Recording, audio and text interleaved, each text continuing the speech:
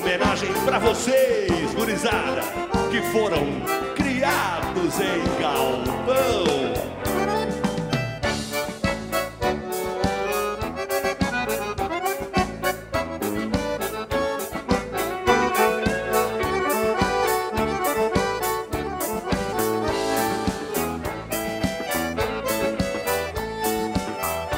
Nasci na tampa azulada e da minha terra sou peão.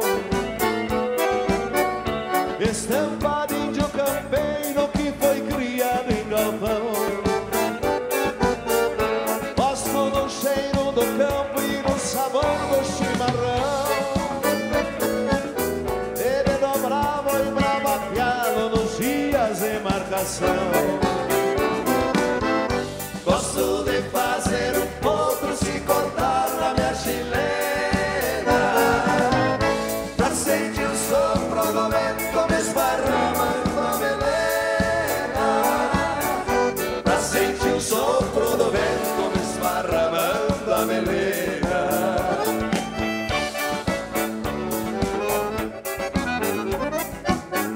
Voz, Mike.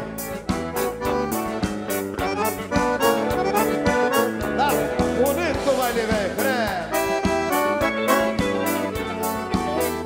meu sistema de gaúcho é mais ou menos assim. Mostra, Chiru, mostra.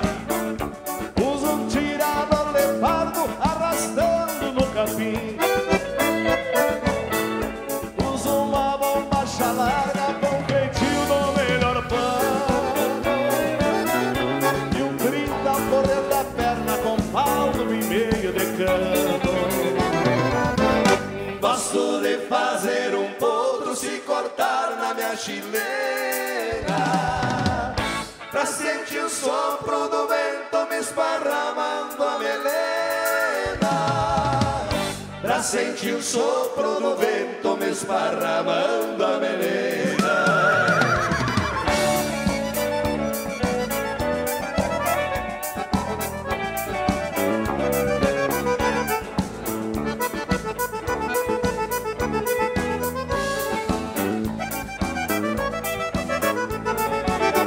Grinudo que sacode arreio, engancho só na paleta.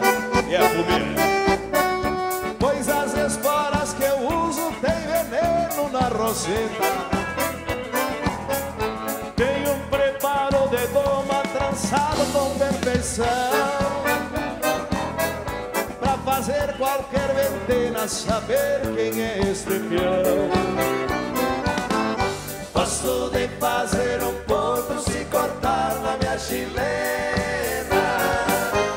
pra sentir o sopro do vento me esparramando a melena, pra sentir o sopro do vento me esparramando a melena.